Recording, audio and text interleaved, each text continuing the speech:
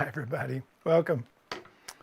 Try to get that last sip of coffee in before we go. It's actually tea, so welcome today. Glad you're here. All right. Well, we're celebrating a little bit today. We've got our Christmas spirit on. We've got our Christmas set up anyway. So welcome today. Glad you're here today. We're doing the VirtualLight Broadcast now. This is the first one for the new year for 2024. And I'm very honored to tell you that we have a lot of changes that are going on here at Espavo. There'll be quite a bit of things taking place over the next. We're basically lining up some new classes and some new ways of working with things. And I think you'll like what we have. We also have we're working with the doctoral pages. For those of you who have signed up to be doctors and received your doctor's certificate, we're also making a page with your picture on it to be able to show people who you are and so forth. And we've got that one just about ready to go live. So keep an eye on espavo.org. You'll see some changes taking place over the near future here to things that are taking place. And we have quite a few new things that we're looking forward to. So we hope this year is going to be really special for all of you. We know it's going to be special for us. We have a lot of major changes that are taking place, not only here, but in my personal life and things going on. There's a lot of changes going on in different ways. So if we just hold hands, we'll get through all of it. That's the idea. So anyway, that's the purpose of what we're doing today. I do have a special message from the group today. We're also hopefully going to hear a little bit of the timeline cross that happened last weekend. It just started last weekend, so it's going to continue. Hopefully the group will tell us a little bit about Eris and about the timeline cross and so forth. We'll see what they want to cover today, but I do know that they want to talk about the original spiritual family of light. There's a lot more to that story than what I've just said there, so I'll let them fill us all in on what that is and what's taking place with the original spiritual family of light and so forth. And of course, we have Meg with us today too, who'll be doing her segment, very special segment. So looking forward to it a lot. Anyway, Espavo today. I'm glad you're all here. Thank you for being with us. We're going to move right into it and show you some of the fun things that are taking place. But in the meantime, let me get this queued up because I thought I had it all set to go and I don't quite. Hate it when that happens, Anyway, I think what we're going to do is we're going to bring Meg in right away and let her complete her segment. Then I'll come back and we'll talk a little bit and do the final channel from the group as well. But we're going to bring this down to probably less than an hour each one. We also have the Global Light, which is coming in about 2 weeks. So we'll be doing the VirtualLight Broadcast free of charge, of course, and then the Global Light Broadcast free of charge as well. The Global Light will be focused. So we call it Focused Global Light because it's basically we're going to be working on a subject. We're going to be working on something. Last time we came together, the group wanted to tell us what was going on with Israel and Palestine and all the different things that are taking place. There's a lot of things that are happening simultaneously on the planet that the group would like us to be aware of. So they'll be bringing some of that in on this next Global Light. I don't know what it is they're going to talk about yet. They don't usually fill me in on that until pretty much the last minute, but I will tell you that we'll be getting together again, holding hands, creating miracles together as a family of light. That's the whole purpose. And I believe that's what the original spiritual family of light is going to be about today as the group talks about it. So we're welcome today. I will tell you, I miss Ilra. I miss the Keeper of Time. They come in and they've simply announced themselves as the group of 9. They will be coming back in individuals as well. But right now is a critical time for unity on planet Earth, which is why they really wanted to do that. So we've kind of given them a new name of the group of 9. I've kind of adopted that myself. I've signed a few emails, Steve of 9 and so forth, to be able to kind of play the game as well. But I just wanted to welcome everybody today. Thank you for being with us. Thanks for spending some time around your holidays with us too. We really hope to send you off in a wonderful, wonderful family connection, because that's really what the holidays are important for me anyway, is to have that family connection and to be able to connect in that way. So I'm honored to be with you here today. Thanks for being with me. Thanks for being part of the family. I'm going to take you over to Meg right away and we'll get started. Aspav, everybody. Thanks for being here. Hi, everybody. So nice to be with you again this month, December 2023. Let's jump in. We are all naturally moving into this consciousness of transitioning from one year into the next, right? And so we're reflective. We're wrestling around. We're hustling and bustling. We're trying to get everything finished. We're trying to end the year in the way that makes us feel comfortable. Check all the boxes, get everything off the to-do list. Whether you celebrate the holidays and exchange gifts or attend parties, it's a busy time of year. But it's also a reflective time of year. And we're learning how to hold two spaces at the same time. Sometimes we've had a great year and we're grateful and we look at all of the good things that have occurred. But we've also had sadness and we've had loss. And we've had challenge. And it shows up when we're in our reflection. And this time of year, in those reflections, they can produce big awarenesses that we can bring with us into the new year, into our practice, that we are capable of so much more than we believe we are. That loop that runs in our mind about everything that we don't do well, or everything we didn't accomplish or didn't finish. Our mind has been trained to look for things that are broken and fix them. But the opposite is true as well. We can look for all the things that we did well. We can look for all the good things that took place over the year. And we can sit in that deep space. And I want to talk about gratitude for a minute, because a lot of times people think gratitude is sort of surface level, like I'm grateful. I'm grateful. I'm grateful I'm alive. I'm grateful for this year. I'm grateful for the home that I live in. But you can hear it, right? That's here. And then there's a deeper level of gratitude because we've realized the value in experiences, including sadness. And this is where we bridge those two spaces between sadness and loss and gratitude and hope. There is a bridge that we have to cross there. And the way I've learned to cross that is in finding the value. We might not be grateful for every single thing that happened to us this past year. We might have been challenged more than we could imagine. But we can find value in those circumstances. We can ask the questions, who has this helped me become?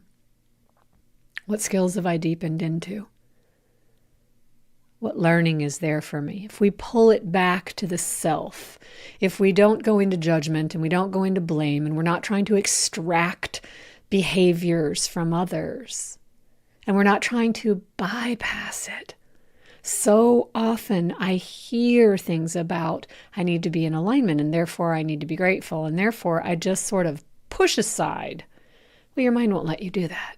Your brain is far too smart for that. So the key to moving into a new year and bringing all of that learning positioned in the positive is to be able to occupy those two spaces, is to be able to say, I am so grateful for everything that I have accomplished this year, right down to the smallest to the tallest. I showed up. I looked after myself. I looked after others. My word mattered. I did what I said I was going to do. And I found ways to take care of myself. Or maybe you didn't. And maybe that's what's coming into the new year. In the new year, I'm going to show up and I'm going to show up for me. Boy, did I learn value this year from not showing up for me. Maybe my health is challenged and I'm really seeing the value in that. I'm seeing that I am capable of so much more than I thought I was, but I'm not giving it to myself. It's nobody's fault. We don't have to be grateful. I'm so grateful for the challenges that I had. I'm so grateful for the health issues I had. No, that doesn't even land. But I can be in gratitude of the value I've seen as I sat with it and reflected on this past year. I can hold the sadness and cherish all of the good that came from it if it's a loss, and I'll share about it in a minute, or if it's just a challenge we've been through. I got through it. I'm okay. We're okay. We're stronger than we thought we were. Because why this matters so much, that we don't just bypass it, because you can't. What happens when you do that is you just keep it internal. And the subconscious mind is going to keep trying to get your attention because you're not congruent internally. So over here you want this, and it knows what you're capable of. It knows how you were formed. It knows every cell that created you. It knows that you have this innate intelligence within you, always working for you. And so knowing that, you can't also be over here saying, I'm not capable. It doesn't work for me. Something's wrong with me. I'm not good enough. I'm not safe. The world isn't good for me. I'm not in a good space. This isn't working out. You can't hold those two spaces at the same time, but you can certainly find the value. You can say, what have I learned? What have I become? What did I learn about myself moving through this? Wow, I am stronger than I ever believed I was. I am more grateful for seeing how well I navigated this. And how well means, even if I fell on my face a few times, I got back up, I finished it, I showed up. Whatever it is, we start to look and we start to change how we feel about what we think was negative throughout the year, what we think was loss, what we think was challenging. And here's why. Your brain is always going to find the evidence to make you right. And the more that you do it, the faster it learns, because the subconscious mind learns through repetition. And then those neurons just continue to fire and wire. So it was a neuropsychologist, Dr. Hebb, because it's called Hebb's mantra, I believe. And it was the late 40s, 1949. I was just reading about this. And he coined the term neurons that fire together, wire together. And what that means in a simplistic term is our habits, our patterns of thought. We create those patterns. And then eventually they're habits. And then eventually we don't need to even do anything about it. We're just prone to see it. Now our brain's just going to show us the evidence of that.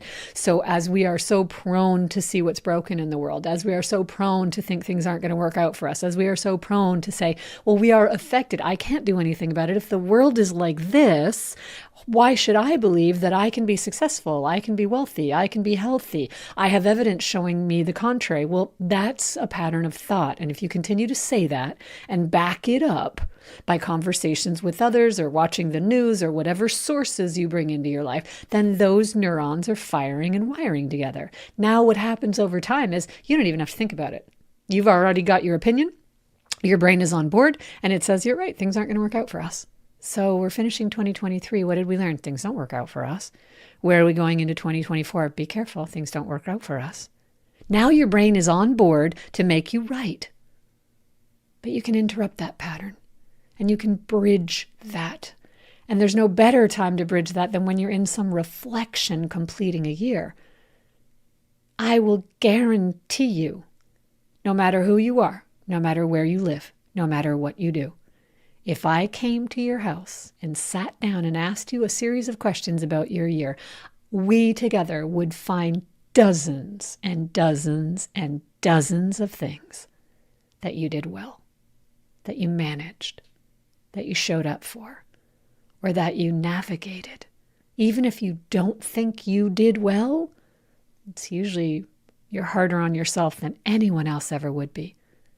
And the way to test that is, when you hear that voice inside your head, would you ever speak to another human the same way that voice speaks to you? And if you can see the difference there, you know you're being really hard on yourself. And if you could back up from that a little bit and say, you know what? Look at everything I did well. Look at the value in just the awareness of that. I'm going to be kinder to myself next year. When that voice speaks up, instead of listening to it, or trying to ignore it or believe it, I'm going to challenge that fire and wire process. I'm going to say, but look at what I did well, and look at what I've learned, and look at how I've grown. I do a group event on Saturdays with a group of incredible women. And one of the things that I always come back to and reference is we're not the same version of ourselves we used to be. Can you imagine being right now today the same version of you that was in high school? No. Can you imagine dating the same person that you dated in high school? Oh, goodness, no. We are not the same versions of ourselves. And so when you reflect on 2023, recognize that. Who have I become from everything I've moved through? And then celebrate every single thing that you've moved through. And then find evidence of what you're good at. Find evidence of what you did well, where you were kind, where you were compassionate, where you were a good listener, where you did something and you maybe didn't really even feel like doing it, but you did and you're glad that you did it. This starts to change the synaptic pathways. We start to be able to do things we didn't think we could do. And this is why that's so important. As the brain learns through that repetition, it gets easier and easier and easier and easier for it. So don't you want to front load that with positivity? Now, we can't look at sad things and say, I'm so grateful for that, because that just feels wrong. That doesn't land. But we can say, I can find some value in that. I can see the version of me that showed up, that moved through that. And I don't often think that way about myself. We have to look forward at first. You have to interrupt that pattern, but you can. Why this matters so much is because as you move into the new year, you can feel stronger, more motivated, more capable, ready. If you really believe that you create the journey from projecting the way that our mind projects from our beliefs out into the space in front of us, right? Because it's thought form before it's matter, then your thought forms matter, right? If I have to see the evidence of it in order for me to change my opinion, we're never going to get there.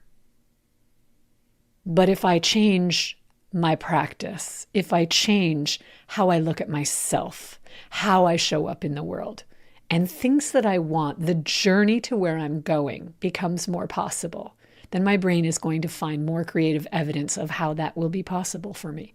And that's when we really open up to allow things to occur that become unexplainable. And that's the evidence that we want. And so one of the things that I experienced this year was the loss of a client recently who, she became someone I really looked forward to seeing. She became someone who was lovely to be around, and she was quite sick, and she was struggling with heart disease, and she was very private about her health. And I got to know her, and she was strong, and she was opinionated, and she was bossy, and I loved that about her. And as we got to know each other, I got to know all the other sides of her, and I think she would have shared things with me that probably some people that have known her forever might not ever know, and I feel so privileged in knowing that. And one of the things that she came to me for was, of course, if we could heal her body. That was the first priority. And if not, then to find peace, to not be scared of what was coming next. And when I asked her, what's down the road? Where do we want to be? What's something you really want to accomplish? Even if it's a year from now, it's okay that it feels that it's a little further out. And she was an artist. She was a journalist, and she was an artist, and she was a creative. She had a beautiful, sharp, imaginative mind. She loved the island that she lived on deeply. And she said that she wanted to do a photo gallery. She'd have a gallery of her photos and exhibit. And that seems so far out of reach. She didn't know where those resources would come from and if she'd have energy to do that. But we don't live in that field of probability. We don't live in just the field of, well, this is how we fire and wire the synaptic pathways. I don't see the evidence of it. That can't be possible. We play in the potential. We play in the possibility. We play in what might that feel like? Because your subconscious mind does not know the difference. It does not know whether it's actually happening or whether it's down the road. So it governs your body and it starts to integrate that. And what was so magical was that within 3 months, without even trying, everything lined up for her. And she was able to have that gallery. And so many people showed up. And then she was voted Artist of the Year. And then she was interviewed for television. And she had energy. And she sounded wonderful. And she wasn't tired the next day. These are extraordinary things. That was just incredible that she was able to do that. And then months later, her body was tired. And as much as we had hoped that she would heal, it let go. And so she passed on December 3rd, peacefully sleeping.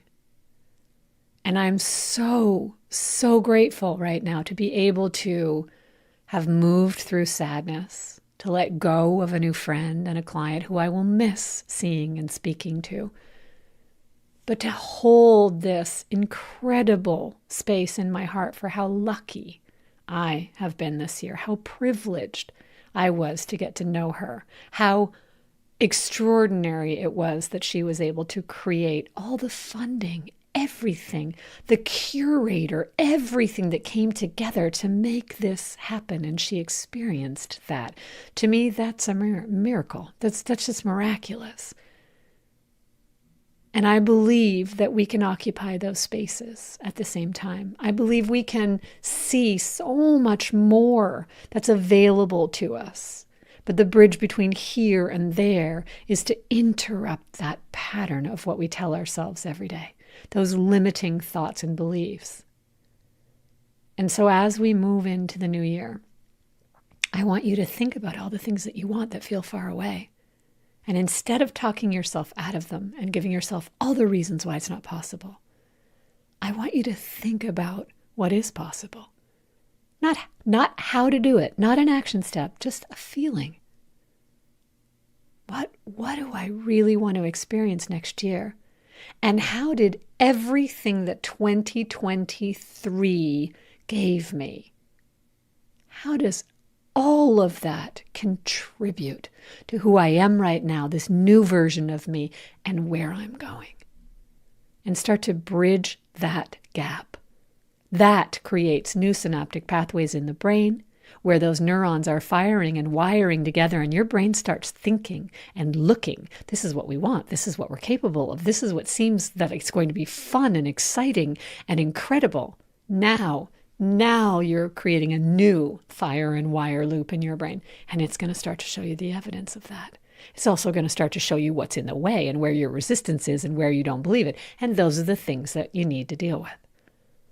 Now, in that point, clinical hypnotherapy, if I can ever help you with that, I am more than happy to do so. I do a free 30-minute consult on my website over Zoom video. You can book in. I do have a 3 to 4 month wait list to work with me. But you can also bring resources to yourself by just becoming aware of your self-talk, becoming aware of what you just assume now is true. But is it? I really want you to slow down. There are miracles available to all of us, but you got to believe that you're deserving of them, capable, receptive, open, because your brain creates your reality in front of you. It governs your body. And if you are in an autopilot of everything that isn't working, then you're right. Do you want to experience incredible, unexplainable things, or do you want to be right? I choose the initial. I choose to experience things in ways that don't make sense. I want more and more and more and more of that. But with that comes the agreement that you have to take it all. You have to take it all. You can't just cherry pick life. Because we learn and because we grow and because it has meaning, everything has meaning. So I can sit with the loss of this client and friend, and I can also sit with the pleasure and the joy and the exquisiteness of what she was able to create for herself and how she was able to leave with peace. So if we couldn't create the healing, we definitely created a miracle and then peace. And I'll honor that and appreciate that and be so grateful for that.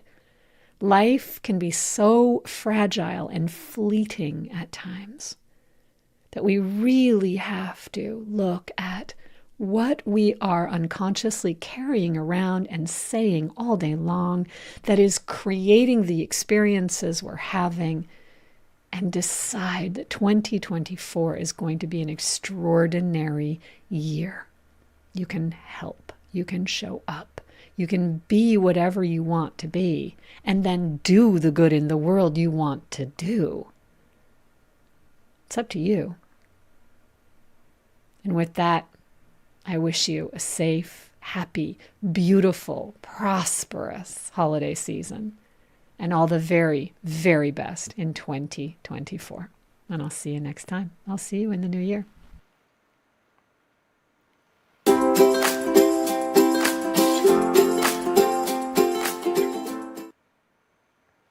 Thank you, Meg. Hey, I knew Nadine too, not nearly as well as Meg did. She worked with her, but I wanted to just say, Meg, to you specifically, my condolences for your loss. I know how attached you were, and I know how you walked with her. But the group keeps talking about leaving a trail of light. She left a trail of light, and we all just benefited from it. So well done, and well done to you, Meg. Thank you so much for being there. I want to show you something on the website real quick. We are changing a lot of things that are going to be taking place. We'd love your input on it. If you see anything, but we've started our doctoral program. And I just wanted to show you really quickly what this looks like. These are the people that have already received their doctorals. There's only about 14 people, 15 people on this page. There's about 25 that have. They just simply haven't responded with their permission yet and their photographs. But we will be making a place where we can show you where the doctors are on our in our system, so that if you're interested in finding out more about that or being a part of that, you can. So with that, I'm going to play a quick commercial for you here so you can hear from our sponsors. We have that's us, of course. So we've got one coming up that's really fascinating. We just finished the energy reboot, and the energy reboot was all about stepping into it, watching where our energy was going, really evaluating where our energy was going, actually relaxing some of our relationships for a week, and being able to reconnect them and connect them consciously and so forth. It was a wonderful exercise the group did. And that was this last month. It just ended yesterday, I think. Yeah, we just finished. No, yeah, yesterday we finished it. So anyway, it's up there if you want to go take a look at that. It's available now, both the days, the energy reboot. We're going to be following that in January with re-scripting or scripting your spirit contracts. Now, the group talked a lot about this. They've talked a lot about the big table. I keep pointing over here. It's actually, there's a refrigerator over here. There's no table over here, but I keep pointing over there, right? The neurons have associated the big table this direction. But nonetheless, we've all scripted all of our contracts. We've created potentials. We've set up roadblocks so we can learn something. We've done all these things beforehand. What the group says is we can change that. And that's what this is going to be about in January. In January, we literally will script new spirit contracts through the spirit. We're going to be working a lot with closed eye meditations. We're going to be working a lot with that in this particular one. There will be activations at the end, but the activations won't be the big part. We're actually going to the group wants to lead you through several motivations and actual things where you actually come face to face with people and re-script it. Now, you can not only script new contracts, but you can change old contracts. And you can change contracts that just don't seem to be going anywhere. Sometimes you end up learning your life lesson that you wanted to learn from this situation, and the situation doesn't change. It just keeps on repeating. You can actually change that contract at that point. You can change it anyway. You're on the planet of free choice. You can do it any point, even if you're not done with that contract. So there's a lot of potentials that'll come up here. We're going to spend 2 days on this, a week apart, which allows us to actually plant some important seeds and then pick it up a week later. So that series is working out pretty well. And that is the focus channels that will be for for January coming up. Those will be the regular, what we call the focus channels. If you're a Light Master, you get this automatically. So if you're in Light Master, you get everything at this point, with the exception of the healing seminars that we're putting out. We do have 2 big healing seminars out right now. That is Spiritual Psychology, which will remain live in the store for quite some time, and also Crossing the Veil, which is basically the 2 parts of it. One is all about your life here on earth, and the other is about your spirit crossing the veil and what happens before and after you come here. So those 2 things basically work with a lot of it. And if you're a Light Master and you have at least a year of Light Master, you can qualify for the doctoral certificate, depending on which other ones you've taken. And I will tell the Light Masters that were in this last year, they're going to get doubly lucky because of the fact that many of the things that we've told them, they were automatically receiving already in Light Master. So some of the qualifying events for the doctoral degree, they also received. So a lot of current Light Masters that have been with us at least a year can qualify for this in many ways. So depending on which other things you took and whatever, I encourage you to fill out one of the applications. We have yet to turn down an application, and I will tell you that. Well, because a lot of them come from way back in 2000 and 2001 and so forth. And we don't have any of those things in our doctoral program, but we give you credit for that. If you attended the Human Angel seminar that we did in Toronto, Canada, I don't even remember the date it was, but whenever it was that we did those things, you can put that down and we'll actually give you comparable credit for that. So some of you that have taken have taken a lot of courses from us over several years, we'd love to be able to honor you with that and give you any tools that we can that can help you with your work. That's the whole idea of that. So with that, I'm going to turn you over to the commercial for just a couple seconds, couple minutes, and then I'll be right back with the channel from the group. Aspav, everyone. Hi, everyone. I'm Steve Rother. I'm the channel here at Aspavo, at aspavo.org. And I want to tell you what we're going to be doing here coming up in the new year. In January 19th and 26th, we're doing a Scripting Your New Spirit contract. In other words, we're giving you opportunities to not only reevaluate every previous contract that's come up to this point in your life, but also to re-script some, to change the actual scripting and also to script new ones.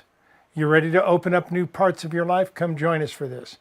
The group will give us some tools to play with, some new ideas and ways to evaluate these and exercises to put us through as we do it. We'll have 2 days. We'll work with it. And I'm really looking forward to it. The first day, we're going to be evaluating our contracts, different things that we've done. The group will share with us how it works when we get home, how it works when we're trying to evaluate things on Earth and so forth. So I look forward to this a lot. Scripting Your New Spirit contracts on January 19th and 26th. Aspavo, everybody, come join us. See you then.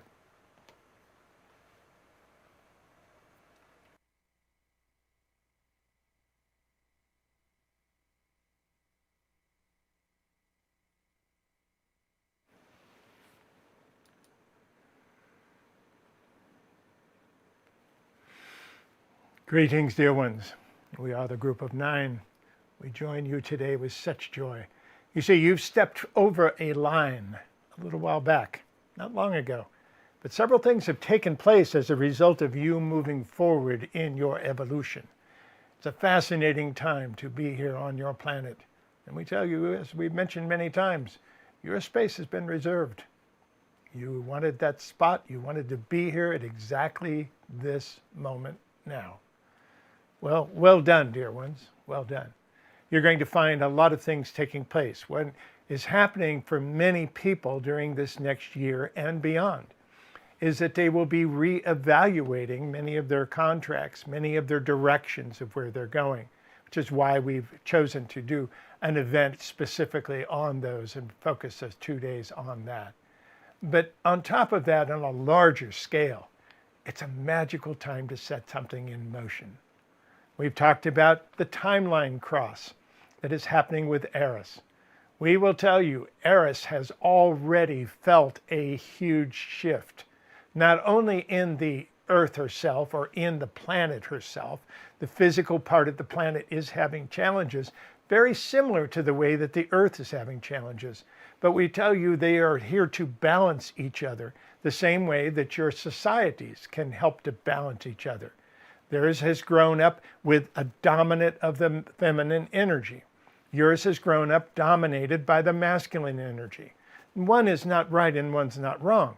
And yet to be out of balance creates all sorts of challenges. So the balance is there right now. If you're able to anchor this balance, it will stay on planet Earth. If they are able to anchor it there on Eris, it will stay there. They are actually making some moves right now. They've already felt the difference. For the most part, people on Earth have not felt the timeline cross yet, and the difference is in that energy. The feminine energy was already moving on Earth pretty well at the time. So the differences between now and just even a few weeks ago, you probably won't feel much yet. But you will start seeing some seeds being planted for the future that can open a lot of doors for the feminine energy to balance the masculine. To be here, you need both, the same way they need both. They have gone everything in such a light, airy, easy way to work with things that they didn't really have the power or the force behind when they needed that. It is a balance. Your body is balancing in many different ways to be able to use all of the attributes that you have. And that's a magical time. So welcome to planet Earth, dear ones. We'd like to tell you a little story. You see, dear ones, you are infinite beings, each and every one of you. You're playing a game of pretending to be a human. You take a little time out from your wonderful life and you play a game. And it's almost like pulling out a game board and setting up all the game pieces and choosing which one do you want to be and which one is your bodysuit going to be this time. It's absolutely amazing to watch. But you do it over and over and over and over again. We don't even always have the numbers because you are infinite beings, which means that there are no numbers that can actually tell you how many times you've even incarnated. And that's an interesting situation. So let us take you back and tell you a little story about that. We're going to talk about a young man by the name of George. George was a simple spirit. He simply wanted to come in and play the game of pretending to be a human. And he was going to be quiet. He was going to be a peaceful being. He didn't want to carry much of the masculine energy, even though he was a male. He chose to carry feminine energy and to try and balance things and be quiet in his nature. That was the idea. He came in with incredible abilities to tap into other people's energies. He was extremely empathic. So much so that he had childhood illnesses that he picked up from other people by being that empathic. He had to learn to put boundaries in his own physical body. But an interesting thing happened because as he went through his life on planet Earth, which was one of his first lives, a fascinating thing took place because he found that he could approach people and actually balance energy and bring things to people that they needed. And furthermore, he found that it seemed to work in a large aspect better than it even worked one-on-one, because he had many friends that he could work with, and he found himself in sort of a club, if you will, that was, well, very similar to what you would call a religion today, a belief system, because he was on a different planet than yours. But we're going to tell you a little bit more about George. And of course, his name was not George, but it's a perfect opportunity. So George quietly entered his world and wanted to make a difference any way that he could. And he was able to make differences, but most of it was behind the scenes. Much of it was not seen. Much of it was not seen even by the other people it was taking place with. So George found fascinating ways of quietly planting seeds of light that people could use and they could run into. They didn't even know it was from him. They thought it was something they discovered, and they were able to empower themselves with that light. And he became really good at it. He taught a few people, because that's what happens when you master your life lesson. You immediately change the role of the catalyst in your life, but you also turn into the teacher. Even if you're not planning on being a teacher, the students start showing up. So he took a couple under his wing and he started working with people to show them ways to empower people quietly and beautifully, and really give them the things that they needed. Now, as we mentioned, this did not originally happen on planet Earth, so it's very difficult for us to show you some of the attributes in your exact situations that you're in. But what took place was interesting, because as he grew, as he evolved, his spirits evolved as well. His friends, his students, who became his co-workers, worked together in harmony with him. They had their own work, their own things that they would do, their own jobs, if you will, and yet they spent a fair amount of time reconnecting and finding ways that they could do these projects and planting seeds of light that could help entire communities sometimes to evolve and to get along in times where they weren't getting along. And George ended up kind of becoming a little bit well known for that. He became well known for the abilities that he had and some of the things that he did. It was an interesting point. And when he passed away, when he died and left that physical body, he was celebrated by many of the people that he had touched and many of the people that he had left. But it was an interesting thing, because from a spirit perspective, that's only the very beginning of the story. From a human perspective, that would be the end of the story when he died. But we'll tell you it was much more than that, because as a spirit, not in a physical form, George was called upon by all that is to make the rounds, so to speak, to go to hot spots throughout the universe that were having difficulty getting along, and see if he could quietly plant seeds of light. Plant seeds that could help change them, that could help them to understand that they were part of each other rather than the difficulties that they were experiencing. Now, this was all about communities, because that was George's expertise. So George simply called his friends. He called all the students that he had had during that lifetime, and he brought them together.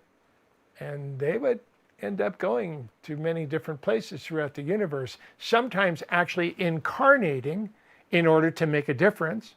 And sometimes the entire group would show up to make a difference and plant some seeds and kind of correct the course a little bit of that planet, and those, not necessarily the planet, but the people on the planet. And we're using vague words on purpose, because in different parts of the universe, things are called differently. They don't call them humans, they don't call them, but the people that lived on the planet basically were being affected in large ways. And this was George's expertise. So George became very good at this and being able to do that. And what he would do was George would go around with his staff, if you will, with his group of healers, and they would assess a situation on a certain planet, and he would leave certain ones behind that would incarnate usually and actually be a part of that energy in order to leave seeds of light in very critical places that sometimes you were not able to plant with just spirits. And this grew, and it grew, and it grew. Because in spirit, you don't have all those limitations that you have as a physical being. And it became known as the original spiritual family of light. And anytime there was an imbalance, which was one of the greatest challenges throughout all that is, all the games that are taking place of people pretending to be separate, and there are billions. There's many more than you have numbers for, dear ones. So the reality is there's many of those out there that are having, many of them are in different forms. You're in a humanoid form, you call it, with 2 arms and 2 legs and being able to walk around. Some are in different forms that are actually growing in a different way. So some of them don't have the humanoid form, so it's difficult to talk about. All of them didn't make any difference because the seeds of light worked for everyone. So George and his staff made the rounds. And for eons of time, whenever there was a hot spot, whenever there was something going on, George would be there. He and his team would kind of assess it from afar. They would be there to see what was taking place, to tap into the energies, to jump into the timeline a little bit and kind of evaluate it. And then they would have their grand meeting with the whole staff and be able to decide what was going to take place. And if anybody wanted to volunteer to be there to actually incarnate and to see if they couldn't lead that place. Now, an interesting thing about this took place because you would think that this was some of the spiritual teachers that showed up in many ways. But dear ones, George taught people how to be quiet, not to be boisterous. His whole approach was a balanced masculine-feminine energy, which worked really well because he was able to plant very important seeds of light without challenges of having to force anything. And it was very helpful to be able to do that. But we also tell you it was a little bit different because of the fact that he was quiet. So when you look through your histories and you see many of the people who were spiritual teachers who showed up on planet Earth to bring him, this is not George and his friends. This is not the original spiritual family of light. There are many teachers who've incarnated in different places in different ways, but we'll tell you this is a quiet energy. And particularly on planet Earth during these times when the masculine energy is rising. Why is the masculine energy rising? Because the feminine is here. So the masculine thinks it has to evolve. It has to get bigger than life. It has to somehow make itself shown again. And you're seeing a lot of that in your news taking place on a regular basis. It's one of the reasons you have so much war on your planet.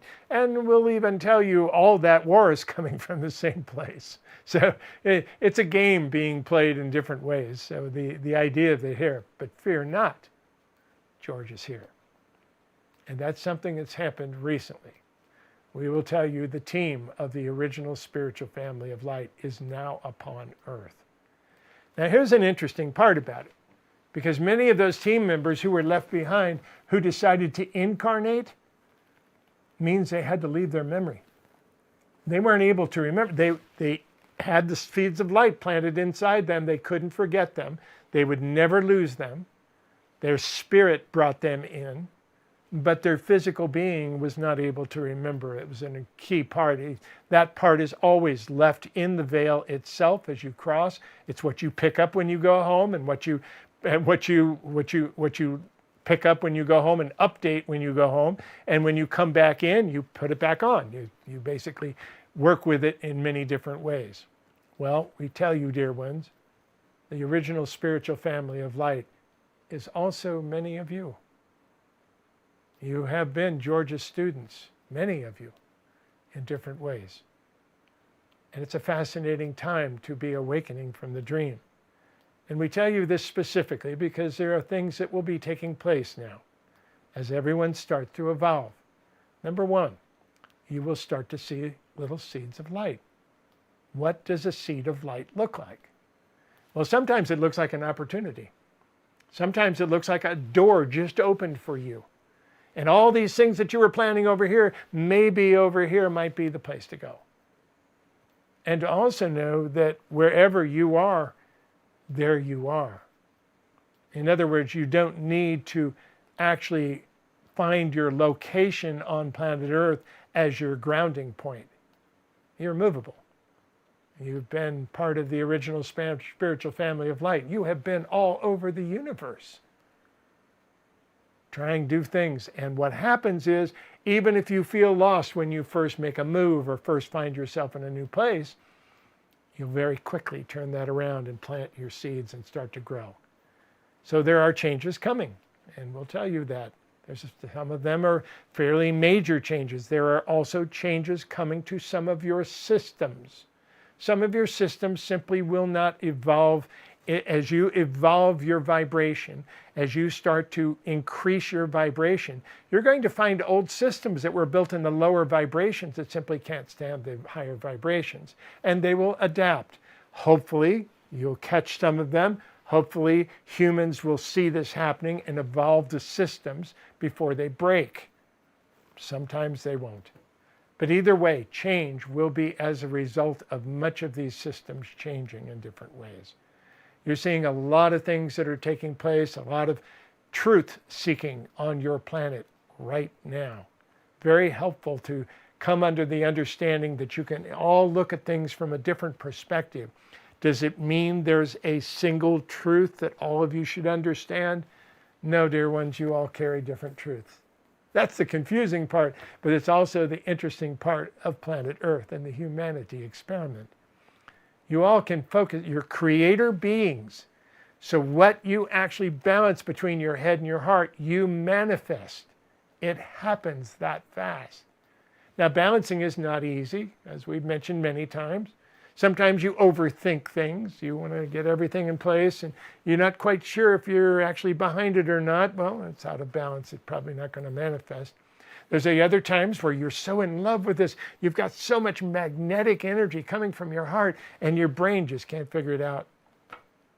I know I want this, and I know I'm going to create it, but I don't know where I'm going to put it. All right? So you've got the two parts that are working together here. Balancing those energies turns on your ability to manifest even more. And the fascinating part is many of you who are going to find that you have your teachings. You're going to find that many of you have already mastered your life lessons. As such, the teacher emerges. The other thing that takes place when you master a life lesson is that your role with the catalyst changes.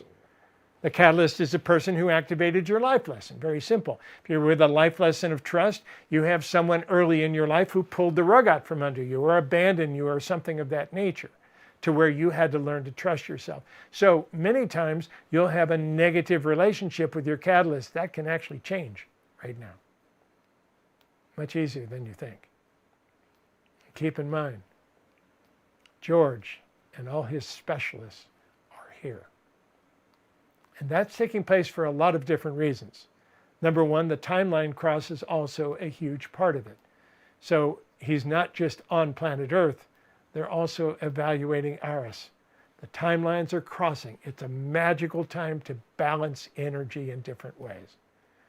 And because you're crossing into a new reality or a new illusion of time, in other words, a new year, you'll have opportunities to refresh and start over. It's a perfect time to find your own seeds of light. The things that you really want to find in your life, where they are and how you can work with it. What you're going to find is many of you are going to find the things that you're confused about or things that you've been searching for suddenly showing up, even in your own thoughts. Even your own brain will come up with new ideas and things that you might have been searching for ways to solve this problem or ways to resolve this problem. And we tell you, dear ones, the 3 a.m. club is alive and well. For many of you are starting to wake up in the middle of the night again. When we used to be 3 a.m. club was exactly 3 a.m. Now it's going to vary quite a bit. We'll tell you, some of you are going to wake up at 1 a.m. Some of you are going to wake up at 5 a.m. It can be very frustrating for those of you who actually count the hours that you sleep and think that that always relates to everything. There are times, dear ones, when your spirit needs things. And we will wake you up in the middle of the night to plant a beautiful seed. Now, it becomes a challenge when you wake up in the night and you get afraid or you get concerned. Sometimes you look at your clock and you go, oh, I'm not going to have enough energy for tomorrow. It's an important day. I need to get back to sleep. That negativity keeps us from planting the seeds of light that we woke you up to plant. And sometimes it'll be a dream. Sometimes it'll be just a fog that comes through your energy, but it will leave a smile on your face and hope in your heart. Dear ones, you are magical beings, each and every one of you. And it's our job to do nothing more than to show you your magic and to show you who you really are. That creates home on your side of the veil. And you're going to find some very interesting things taking place. Now, planet Earth is an unusual place. We'll tell you this game is not like many of the other games that are going on in the universe. It is quite different. Number one, it started at an extremely low vibration. Extremely low. In fact, it was sort of the Hail Mary plan of the universe. Oh, let's just put one out there and put no rules on it and see what happens. And just see how it spins and how long it lasts out there. We'll see what takes place. Well, it started at an extremely low vibration, so it has really been around for a long time. Are you the most advanced in any area of all the other beings throughout the universe? No, there are some that are more advanced from you in what you would call a spiritual area. There are some that are more advanced with you in a technical area. There's some that are advanced than planet Earth in a lot of different places, and yet none of them have gone through the range of growth that you have gone through here on Earth. And that's why all the attention is now on planet Earth. And we'll tell you that. That's why George and his group are here, to make sure that this next step can work through it. So when you're out there, dear ones, and you're walking around, you've got that beautiful smile on your face, because you can feel it. Turn around and look for George. See if he's not there. You're liable to see someone smiling at you. Enjoy the journey. And know that you're part of a very large family, the original family of light. Dear ones, it's with the greatest of honor we ask you to treat each other with the highest of respect. Nurture one another at every opportunity, because you're helping yourself when you do. Know that you're playing this beautiful game of pretending to be a human. Play well together. Help each other. It's not a competition. It's a game. Enjoy the journey. We are the group of 9, Espavo. Thank you for taking your power.